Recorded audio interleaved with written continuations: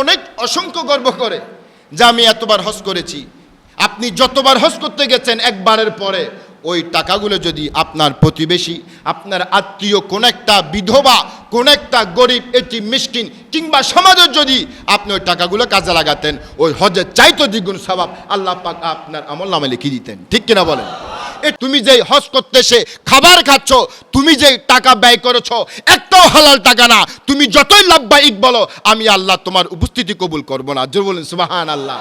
তাহলে মনে রাখতে হবে, যদি হারাম টাকা দিয়ে আপনি যতই লাব্বাইক বলেন, বিন্দু পরিমাণ ওই লাব্বাইক আল্লাহুম্মা লাব্বাইক, আমি উপস্থিত, আমি শরিক, আল্লাহ বলবেন তোমার এই শরিকের আমার কোনো মূল্য নাই। ওয়াতিমুল হজ ওয়াল উমরাতা লিল্লাহ, আল্লাহ পাক বলছেন তোমরা আল্লাহর উদ্দেশ্যে হজ এবং উমরা সম্পন্ন করো। তাহলে মনে রাখবেন, 5টি জিনিসের উপর ইসলামের ভিত্তি।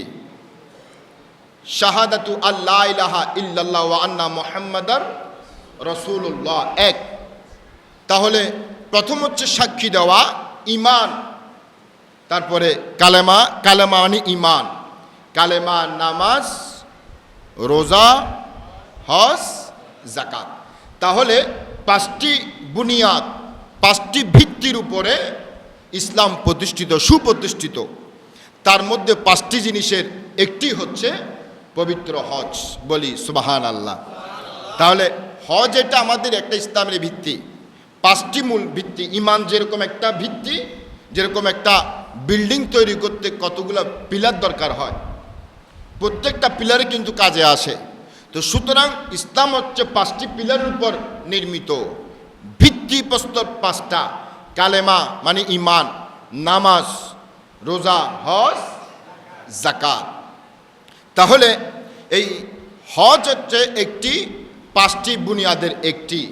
এই হজ এটা কোনো স্বাভাবিক একটা বিষয় না যে শুধু মক্কাটা দেখে আসলাম, সৌদি আরবটা ঘুরে আসলাম, কিছু বাজার কেনাকাটা করে আসলাম, কিংবা মানুষকে একটু দেখানোর জন্য গেলাম যে আমি একটু হজ করতে যাচ্ছি, টাকা পয়সা আছে, মানুষ আমাকে একটু হাজি সাহেব বলবে, বা এই সমস্ত বিষয় কিন্তু হজের সাথে সম্পৃক্ত না। হজ হচ্ছে একটা ফরজ ইবাদত, এটা হচ্ছে আর্থিক ইবাদত। রোজা যেরকম একটা ইবাদত, সেটা হচ্ছে শারীরিক। আর হজ হচ্ছে একটা ফরজ ইবাদত, সেটা হচ্ছে যে আপনার শারীরিকও এবং আর্থিকও। যার টাকা নাই তার জন্য হজ নাই, যার টাকা আছে, সম্পদ আছে নিসাব পরিমাণ, তার উপর হজ ফরজ করেছেন কে? তাহলে অসংখ্য হুজ্জাজে কেরাম এখানে আছেন। আপনারা, আল্লাহ পাক আপনাদেরকে তৌফিক দিয়েছেন, আল্লাহর ঘর দেখেছেন, মদিনা শরীফ রাজা নবীর রাজা মোবারক জিয়ারত করেছেন। আমরা দোয়া করি আপনাদের উসিলায় এখনও যারা যান নাই, আমি সহ আমাদেরকে আপনাদেরকে জীবনে মৃত্যুর আগে একবার হলেও পবিত্র হজ, তাও যদি না হয় পবিত্র উমরা আমাদের প্রত্যেকের তকদিরে নসিব করুক, আমিন বলেন। আল্লাহ পাক বর্ণনা দিচ্ছেন এভাবে, লাল্লাযী বিবাক্কাতা মুবারাকান ওয়া হুদাল লিল আলামিন। বক্কায় অবস্থিত ওটি সৌভাগ্যযুক্ত এবং সমস্ত বিশ্ববাসীর জন্য একটা শান্তির পথ প্রদর্শক। তাহলে মক্কা একটা শান্তির জায়গা, এটা বলছেন সূরা আল ইমরানে। কে বলছেন? আল্লাহ পাক বলছেন বক্কা। বক্কা মানে একটা, বক্কা শব্দ হচ্ছে নত হওয়া। কোরআনে এসেছে মক্কা না, সেটা হচ্ছে যে বক্কা। এখন প্রশ্ন আসতে পারে আল্লাহ পাক বক্কা কেন বলছেন? বক্কা মানে মাথা নত করা, শির নত করা। বিশ্বের রাজা হোক, বাদশাহ হোক, প্রজা, ধনী, গরিব, যত মানুষ ওই ইব্রাহিম নবীর যুগ থেকে শুরু করে পর্যন্ত কিয়ামত পর্যন্ত মানুষ মক্কাতুল মুকাররমায়, মদিনাতুল মুনাওয়ারা যাবে, প্রত্যেকের মাথা, সে যত বড় বাদশাহ হোক, মাথা ঝুঁকাইতে হয়। ঠিক কিনা বলেন? সেজন্য আল্লাহ পাক, যেহেতু মাথা ঝুঁকাতে হয়, নত করতে হয়, আল্লাহ পাক নাম দিয়েছেন বক্কা। জোরে বলুন সুবহানাল্লাহ।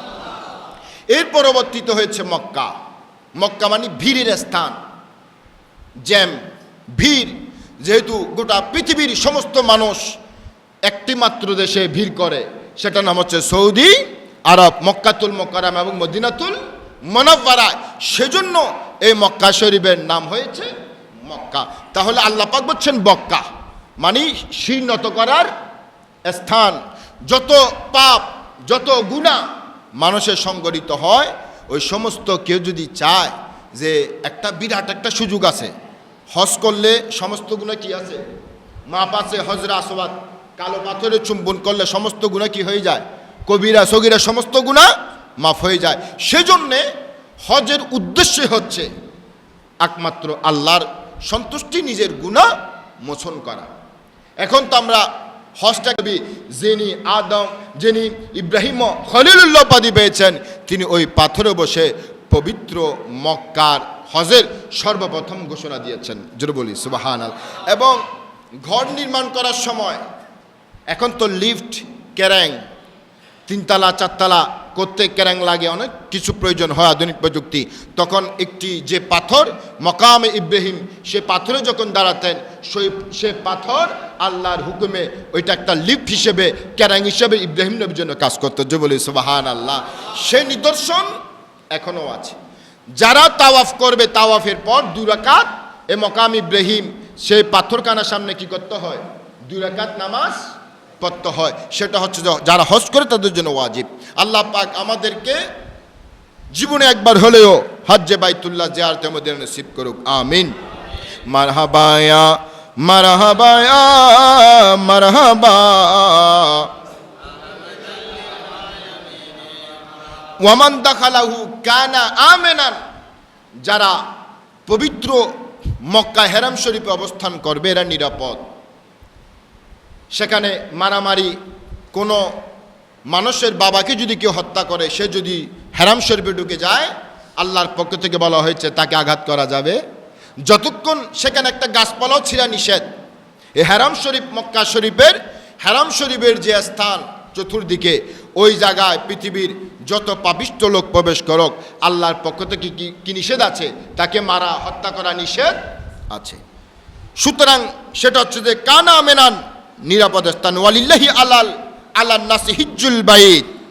এবং কেউ যদি আল্লাহর উদ্দেশ্যে হজ করতে চায় এবং সফর করতে চায়, মানিস্তাতা ইলাইহি সাবিলা, তার যদি সামর্থ্য থাকে সে যাতে আমার ঘরে হজ করতে আসে, যে বলেন সুবহানাল্লাহ। ওয়ামান কাফার ফাইন্নাল্লাহা গানিয়ুন আনিল আলামিন। যে ব্যক্তি অস্বীকার করে না আমার দরকার নাই হজ করার, টাকা পয়সা খরচ করে এত কষ্ট করে আমার হজ করার কোনো প্রয়োজন নাই, সুতরাং আল্লাহ পাক বলছেন আল্লাহর উদ্দেশ্যে এই গৃহের হজ করা সেই সব মানুষের কর্তব্য যারা সফর করার আর্থিক সামর্থ্য রাখে। যার টাকা আছে সে হজ করতে যাবে, এটা কার কথা। এবং কেউ যদি অস্বীকার করে সে যেন মনে রাখে ফাইন্নাল্লাহা গানিয়ুন আনিল আলামিন, আল্লাহ পাক কোনো কিছুর মুখাপেক্ষী নন। আল্লাহ পাক গানিয়ুন হামিদ, নিজের প্রশংসায় নিজে প্রশংসিত। পৃথিবীর কোনো ইবাদত, পৃথিবীর কোনো কিছুর জন্য আল্লাহ পাক আমাদের পৃথিবীর কারো মুখাপেক্ষী নন। সালাতুন ইয়া রাসূলুল্লাহ আলাইকুম সালামুন ইয়া হাবিবে কিবরিয়া তুম হো, শফিয়ে আসিয়া তুম হো, तुम्हें चढ़कर कहाँ जाओ बता दो या रसूल अल्लाह, सलातुन या रसूल अल्लाह अलैकुम। তাহলে এই পবিত্র মক্কা শরীফ, এটার নির্মাতা যিনি নির্মাণ করেছেন তিনি হচ্ছেন ইব্রাহিম খলিলুল্লাহ। সবাই বলেন ইব্রাহিম খলিলুল্লাহ। এমন একটি জীর্ণ শীর্ণ জায়গায় যেখানে কোনো মানুষ নাই, যেখানে কোনো গাছগাছালি নাই, কোনো প্রাণের অস্তিত্ব নাই, এমন একটা মরুভূমির প্রান্তরে আল্লাহ পাক ইব্রাহিম নবীকে পরীক্ষা নিচ্ছেন। যদিও অনেক পরীক্ষা নিয়েছেন, অসংখ্য পরীক্ষা ইব্রাহিম নবী আল্লাহর পক্ষ থেকে এসেছে এবং প্রত্যেকটা পরীক্ষা ধৈর্যের মাধ্যমে, সবরের মাধ্যমে হযরত ইব্রাহিম ও খলিলুল্লাহ আল্লাহর সন্তুষ্টি অর্জন করেছেন। জোরে বলুন সুবহানাল্লাহ। সুতরাং আপনারা জানেন কোরবানি একটা পরীক্ষা, আগামী জুমায় আমরা শুনবো সেই পরীক্ষাগুলা। কিন্তু এটা মনে রাখেন, অসংখ্য পরীক্ষার মধ্যে আগুনে পর্যন্ত ইব্রাহিম নবীকে ফেলে দেওয়া হয়েছে। পরীক্ষা করেছেন কে? কিন্তু পাশ করেছেন না ফেল করেছেন? ছেলেকে কুরবানি করার পরীক্ষা করেছেন, পাস করেছেন না ফেল করেছেন? তো সুতরাং আল্লাহ চান আরেকটা পরীক্ষা করবে। ওই ইব্রাহিম আমার বন্ধু, আমার নবী, এই জায়গায় একটা ঘর বানাও এবং সেটা হবে পৃথিবীর সমস্ত মানুষের কাবা, সমস্ত মানুষের ইবাদতের প্রথম কেন্দ্রবিন্দু। ইব্রাহিম নবী বলছেন, আয় আল্লাহ, আপনি এমন জায়গায় ঘর বানাতে বলছেন, এমন জায়গায় মসজিদ বানাতে বলছেন, এমন জায়গায় কিবলা বানাতে বলছেন যেখানে কোনো মানুষ নাই, ছাগল নাই, কোনো প্রাণীও নাই। আল্লাহ পাক বলছেন, ইব্রাহিম আমার বন্ধু, তোমার কাজ হচ্ছে ঘর বানানো। তখন ইব্রাহিম নবী ওই যে মকামে ইব্রাহিম, সেটার সাহায্য নিয়ে কোনো রকম একটা ঘর বানালেন, মক্কাতুল মুকাররমার মধ্যে একটা কাবা শরীফ বানালেন। তখন আল্লাহ পাক তখন ইব্রাহিম নবীকে কি বলছেন? সূরা হজের মধ্যে আল্লাহ পাক বলছেন, ওয়াজ্জিন ফিন্নাস বিল হজ ইয়াতুকা রিজালান ওয়া আলা কুল্লি দামির ইয়াতিনা মিন কুল্লি ফাজ্জিন আমিক। আল্লাহ পাক বলছেন, ও ইব্রাহিম আমার খলিল, তুমি ঘর বানিয়েছ আমার আদেশে, তুমি বলছো পৃথিবীর এখানে কেউ নাই, কোনো মানুষ নাই, আমি ঘোষণা করছি তুমি হজের ঘোষণা দাও। তুমি একটা পাথরে দাঁড়িয়ে জোরে সোরে হজের আজান দাও। আমি আল্লাহ পাক রব্বুল আলামিন হজের আজান, হজের ঘোষণা পৃথিবীর সমস্ত মানুষের কানে পৌঁছে দিব। তোমার কাজ হচ্ছে আজান দেওয়া, তোমার কাজ হচ্ছে ঘোষণা দেওয়া। মানুষ থাক না থাক, দায়িত্ব কার? তখন হযরতে ইব্রাহিম ও খলিলুল্লাহ সেই পাথর পরবর্তীতে আরাফার ময়দানে দাঁড়িয়ে তিনি এমনভাবে লাব্বাইক লাব্বাইক এবং হজের আজান দিয়েছেন, ঘোষণা দিয়েছেন। আল্লাহ পাক রব্বুল আলামিন সাথে সাথে অসংখ্য মানুষ দলে দলে ওই মক্কাতুল মুকাররমায় হজের জন্য প্রবেশ করে দিয়েছেন। তাহলে আল্লাহ পাকের কথা সত্য না মিথ্যা? এ হচ্ছে প্রাথমিক কথা। অর্থাৎ ইব্রাহিম আলাইহিস সালাম পবিত্র কাবা শরীফ কি করেন? নির্মাণ করেন। এবং হজের জন্য আল্লাহ পাক বলছেন, ওয়াজ্জিন ফিন্নাস বিল হজ, আপনি হজের ঘোষণা করেন, এলান করেন, এবং সমস্ত আপনার কাজ হচ্ছে শুধু একটু দাঁড়িয়ে বলা আর সমস্ত মানুষের কানে পৌঁছে দেওয়ার মালিক আমি আল্লাহ। মানুষ আসবে রিজালান ওয়া আলা কুল্লি দামির ইয়াতিনা মিন কুল্লি ফাজ্জিন আমিক। মানুষ আসবে, কেউ উষ্টের মধ্যে চড়ে, কেউ পায়ে হেঁটে, দূর দূরান্ত থেকে দেখবেন। ওই ইব্রাহিম ও খলিলুল্লাহ আপনি শুধু ঘোষণা করেন, মানুষের অভাব। এই যে আল্লাহ পাকের কথা, সেখান থেকে যে সূচনা, দলে দলে দলে দলে মানুষ পৃথিবীর এক প্রান্ত থেকে, কেউ উটের মধ্যে চড়ে, কেউ ঘোড়ার মধ্যে চড়ে আধুনিক জমানায়, কেউ আবার বিমানও চড়ে। ওই যে আল্লাহ পাকের বাণী, আপনি শুধু ঘোষণা দেন, পৃথিবীর সমস্ত মানুষ কিয়ামত পর্যন্ত এই ঘরে হজ করতে আসতে হবে। যে বলেন সুবহানাল্লাহ। আল্লাহ পাক আমাদেরকে তৌফিক দান করুক। যারা জীবনে হজের ইচ্ছা আছে, মনে কষ্ট, আল্লাহ পাক আমাদেরকে হজ করার তৌফিক দান করুক।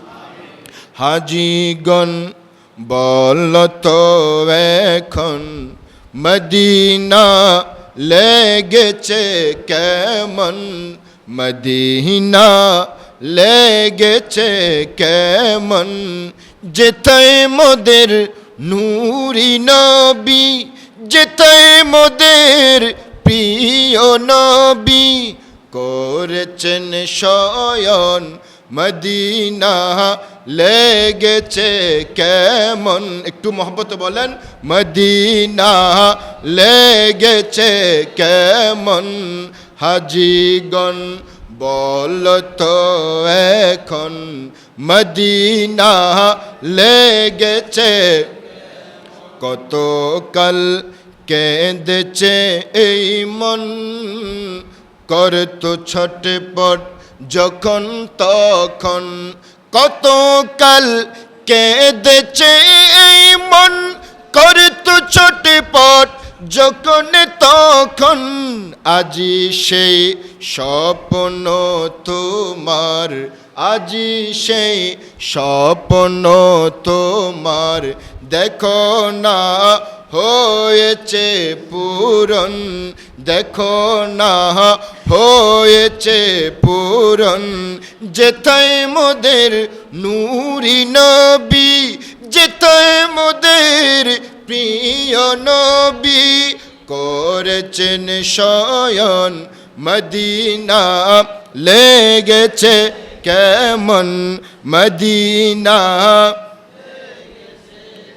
হাজিগণ বল তো এখন মদিনা লেগেছে মনে কি পড়ে তোমার আজ রিয়াজুল জান্নায় পড়তে নামাজ সুবহানাল্লাহ বলি আল্লাহু আকবার রিয়াজুল জান্নাহ এটা হচ্ছে যে জান্নাতের বাগান বলছেন রাহমাতাল্লিল অর্থাৎ সেটা জান্নাতের বাগান সেখানে কেউ নামাজ পড়লে তার মতো সৌভাগ্যবান ব্যক্তি আর পৃথিবীতে মনে কি পড়ে তোমার রিয়াজুল জান্নায় পড়তে নামাজ রিয়াজুল জান্নায় পড়তে নামাজ মায়াময় নবীজির শহর মায়াময় নবীজির শহর ছাড়তে কি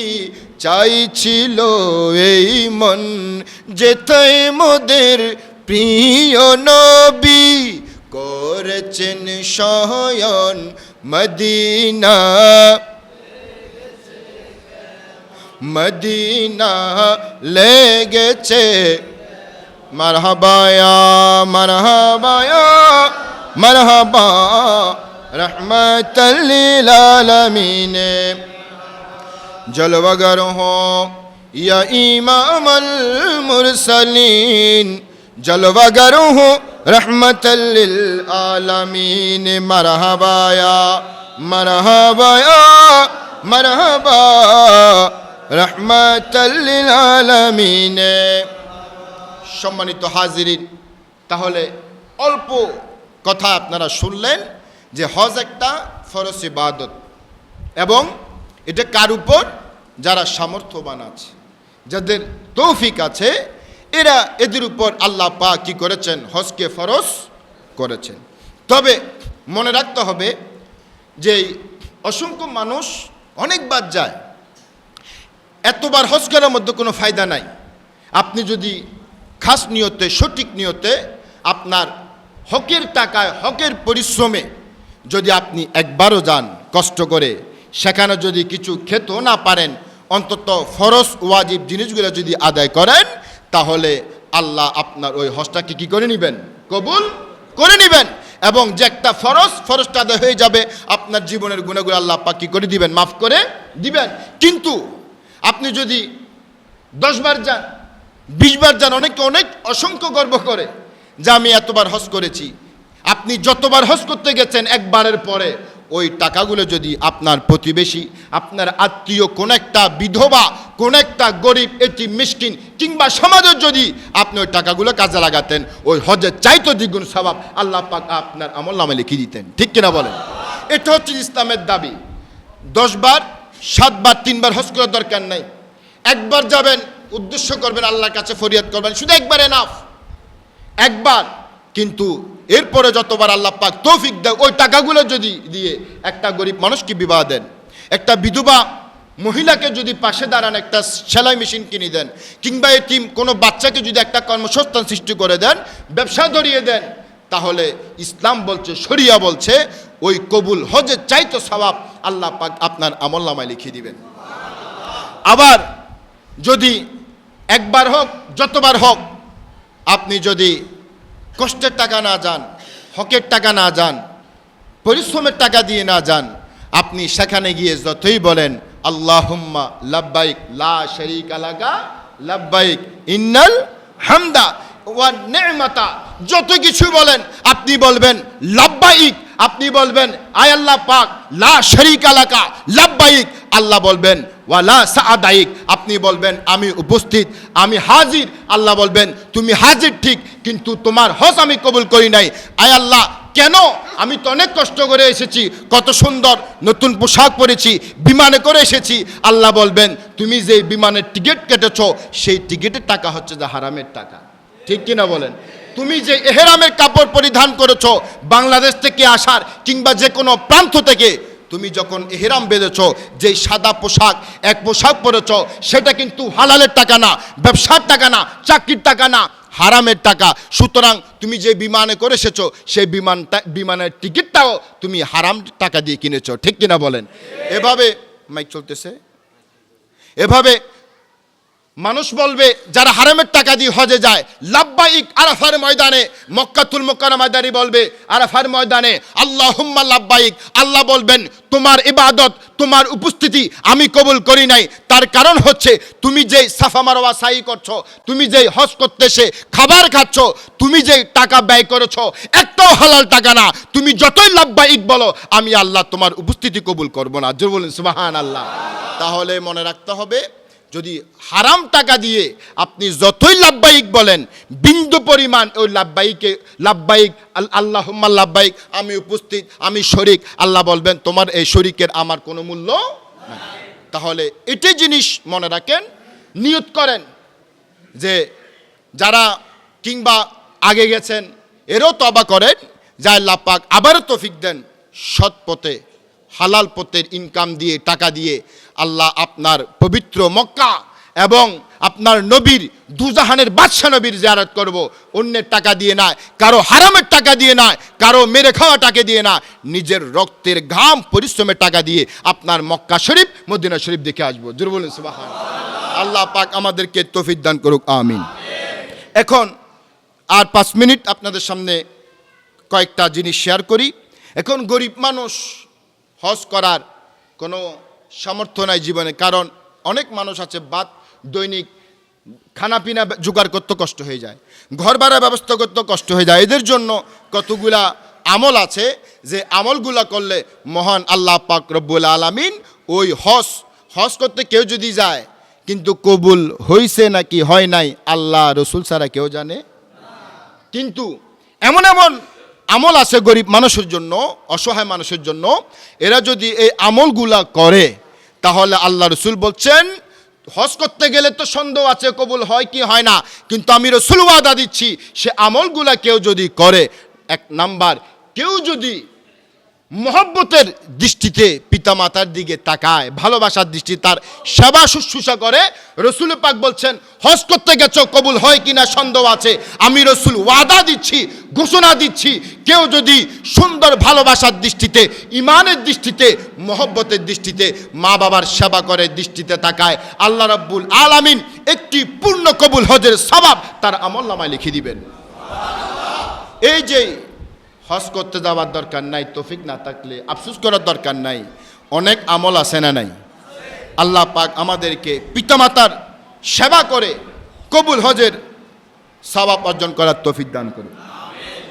আরেকটা জিনিস আপনাদেরকে বলি, জামাতের সাথে ফজরের নামাজ এবং ইশরাকের নামাজ কেউ যদি পড়ে, অর্থাৎ জামাতে ফজর নামাজ পড়লেন, জামাতে ফজর নামাজ পড়ে এখানে হোক বা যেখানে হোক বারান্দায় আপনি জিকিরে মশগুল, যখন সূর্য উদয় হয়ে যাবে, আপনি বুঝতে পারছেন সূর্য উঠছে, তখন ইশরাকের নামাজ যদি পড়েন, ফজরের জামাত এবং সূর্য উদয়ের পর ইশরাকের যদি নামাজ পড়েন, আল্লাহ রসুল হাদিস শরীফ এসেছে, অসংখ্য রাবি, অসংখ্য তাবি হাদিস বর্ণনা করেছেন যে আল্লাহ রাব্বুল আলামিন একটি হজের সওয়াব তার আমলনামায় লিখে দিবেন। হাদিসখান অনেক লম্বা, কিন্তু সময় কম।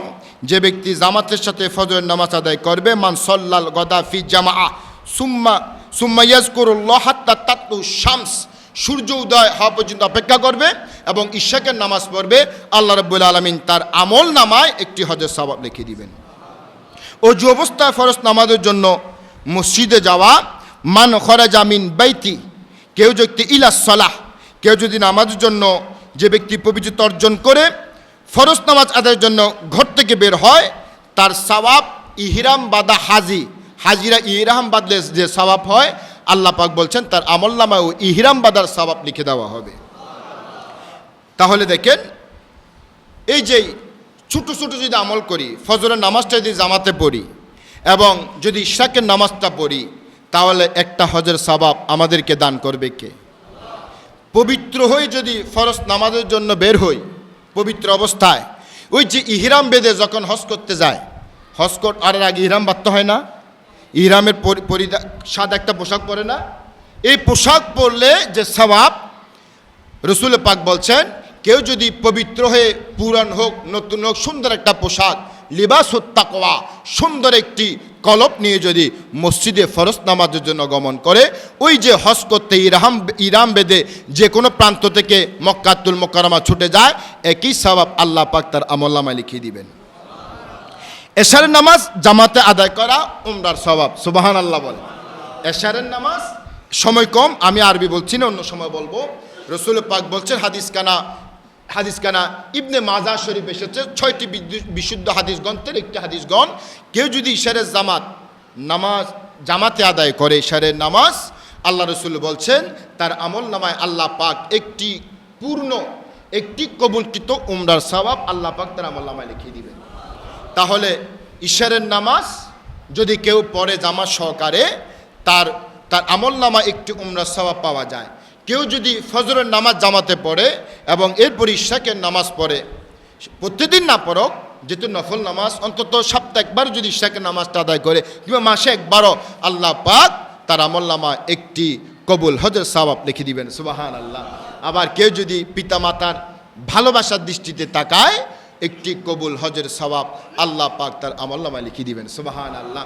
তাহলে আল্লাহ পাক আমাদেরকে যাদের তৌফিক আছে তাদেরকে হজ পালন করার তৌফিক দান করুন, এবং যাদের তৌফিক নাই তারা নিয়মিত নামাজ, 5 ওয়াক্ত নামাজ এবং মা বাবা যাদের আছে তাদের সেবা করে হজের সওয়াব অর্জন করার তৌফিক দান করুক। ওয়ামা তৌফিক ইল্লা বিল্লাহ। আসসালামু আলাইকুম রহমতুল্লাহ।